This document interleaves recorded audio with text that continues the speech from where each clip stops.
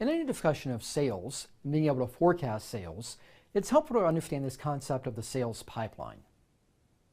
Specifically, the sales pipeline is a model by which we use to understand how planning and budgeting works within the sales process, particularly for a new firm. When we think about managing the sales pipeline, we're going to use a few terms to help orient you to what's involved with generating leads, what's involved with the planning process, and what's involved with closing sales. We'll also spend some time talking about the value of building one-to-one relationships and what you can do in both a direct and an indirect way to make that happen, working with customer data and having some regular and targeted communication. We'll also talk about sales budget. And so within that, it's important to recognize that if you have certain sales goals, there's an amount of time and often an amount of money that's going to be needed to reach those goals. And we'll talk about how to think about the sales budget and how to do some budgeting to pursue the sales goals that you've set forth. So this is kind of what the pipeline looks like, where you're moving from leads to selling to closing. And this element of generating leads, and again, this might be an end user. If you're trying to sell someone a product, there's the element of finding them and knowing how to reach them. In particular, if you're selling a higher price product, a hundreds or thousands of dollars product, you might need to talk with them directly. Or if you're selling something that is relatively inexpensive, a smaller piece of apparel that might be $10, you might not be selling to the end user, you might be selling to the retailers. You might be selling to the sports clothing stores and things of that nature. So again, who your customer is going to vary a little bit depending on the kind of product that you're operating within. What is cold calling?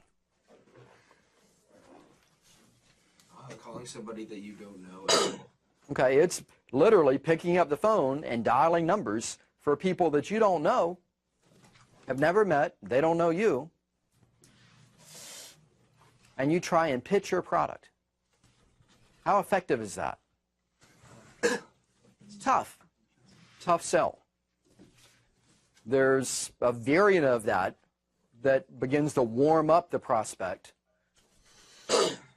And there are, again, lots of schools of thought and approaches and variants of this. But again, to some extent, you might try and find a reference. Find somebody that knows that person, that can make an introduction. What are you more likely to do as the receiver of the call if you have some sense of who it is that's calling? At least listen. It's not a guaranteed sale. It's not automatic money. People aren't going to buy from you just because somebody told them that you're a nice person or that you have an interesting product, but it begins to kind of warm them up. Also gives you a little bit more credibility if somebody can speak to you what their relationship is with you. We talked about LinkedIn before. It's really good for that. If you search for somebody that you don't know, yep, say somebody you know knows them and they can introduce you for them. Absolutely. So in that way, you might find that you know people, or if you're using LinkedIn and other platforms that are out there, even if you don't know someone at Stanford, even if you don't know someone at Berkeley, I do. So in that way with LinkedIn, it will give you kind of what your path is to someone that you may not know, or what your path is to a company or organization that you do not know. And so you can let me know, because I'm connected with you, what you're doing and who you're trying to find, and then I might be able to make that introduction from there. And that's how you get connected with folks. Networking is an asset there as well, of going to the places where the people are that you want to sell to or partner with. And so a lot of it is geared towards making those connections, generating those leads, a whole lot easier to sell and partner with people that you know than to be an unknown quantity. And you may never even get the opportunity to pitch what your product or service is. So we'd like to, again, generate leads. If you generate the lead, if you get an appointment, if you're able to make a presentation, they may say yes, they may say no. What percentage of them are going to say yes?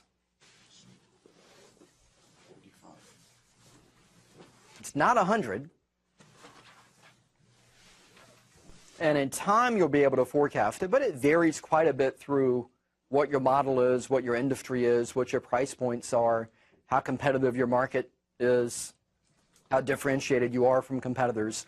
So a lot of things are baked into that, but you want to recognize that you may start with a big list, but that list is going to get a little bit smaller when you make your presentation, when you make your pitch. And then from there, the element of closing is when you are actually able to sign them as a client. If you have a product that's going to help them make money or save money, you may speak to what those values are. If you have a product that's going to help them in other way build their reputation or differentiate their offerings or have a more compelling value proposition, again, you made those pitches when you were selling, and in the closing element, there's the element of trying to get them to say yes. What happens if they say no? You try and sell somebody something, they say no. What do? Offer them a lower price. You offer a lower price. Say no. What do?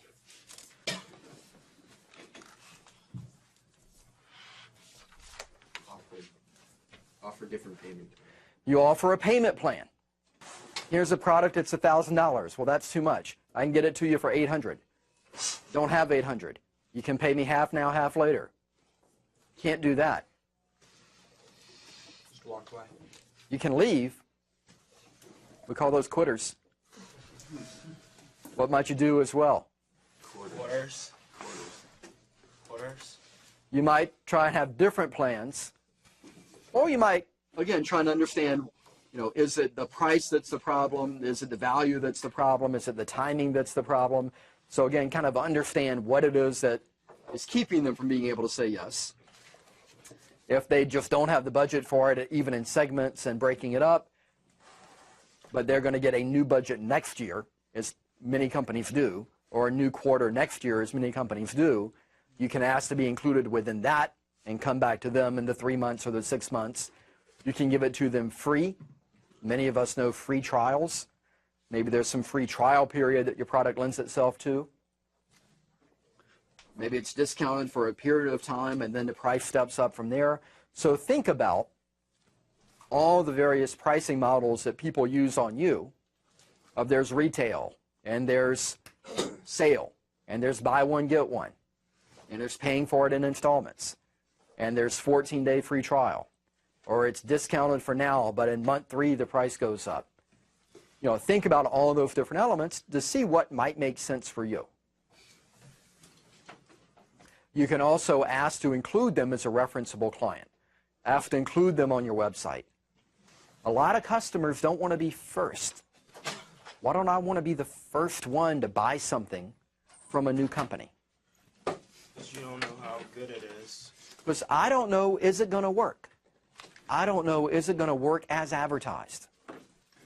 But if I know that they've had 3 other universities that they've sold it to, 10 other universities that they've sold it to, and I can see what those universities are, then I have a little bit more confidence. Product hasn't changed. Company may not have changed. Price may not have changed.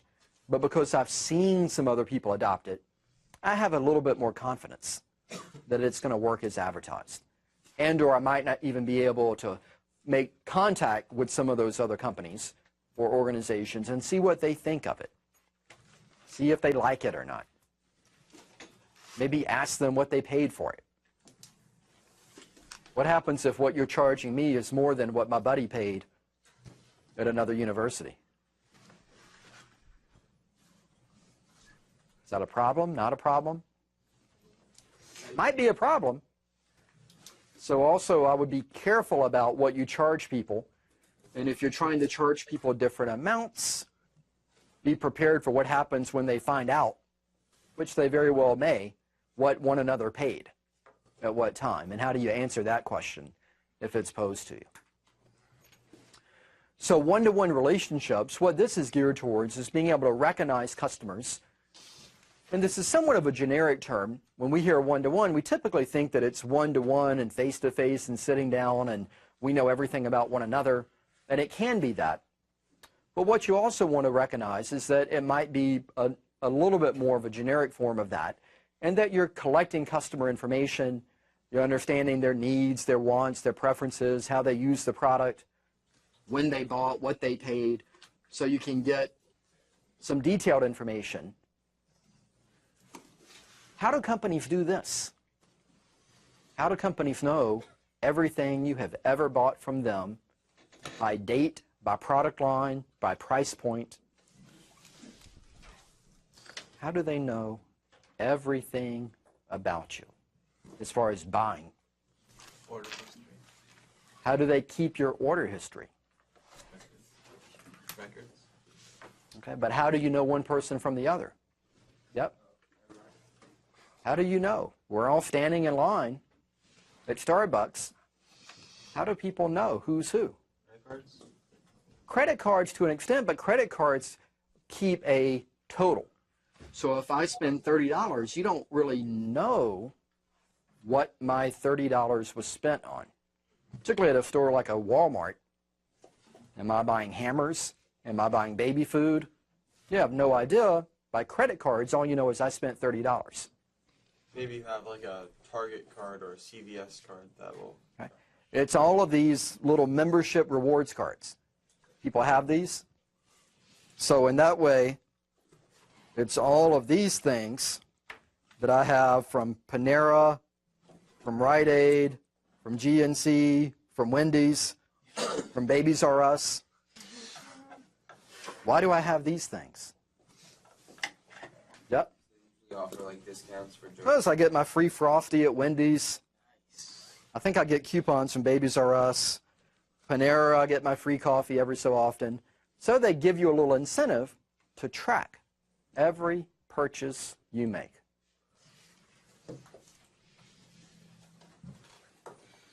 Is that a problem?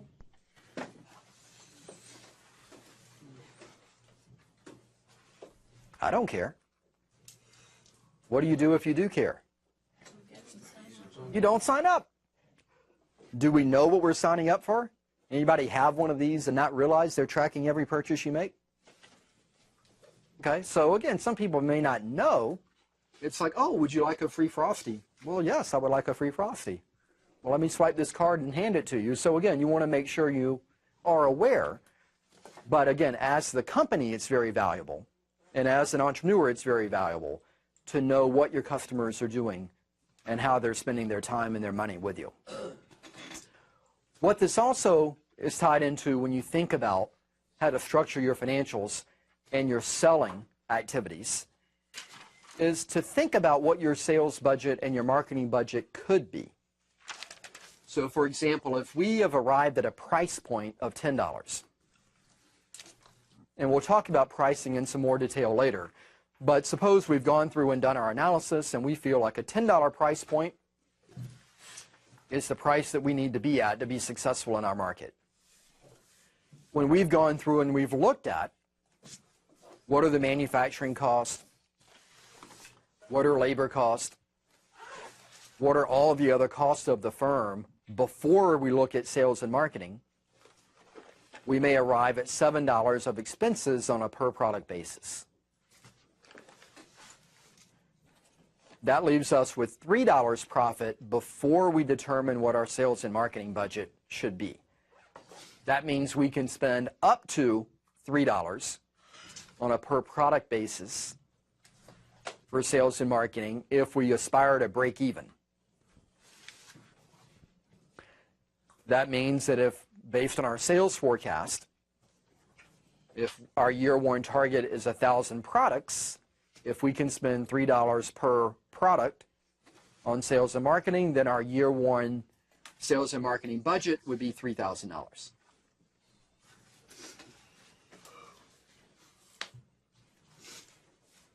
Oftentimes we do the reverse of let's buy a magazine ad. Let's do a radio campaign. Let's advertise on Spotify. Helps to know what your budget is to help focus you on what kind of marketing you can afford. So in that way, we don't go into a retail store and pick up a bunch of stuff and get to the counter and then they ring it up, and that's when we discover what the price is. What do we typically know when we go in? What do we typically know if we're going to a store with some purpose in mind?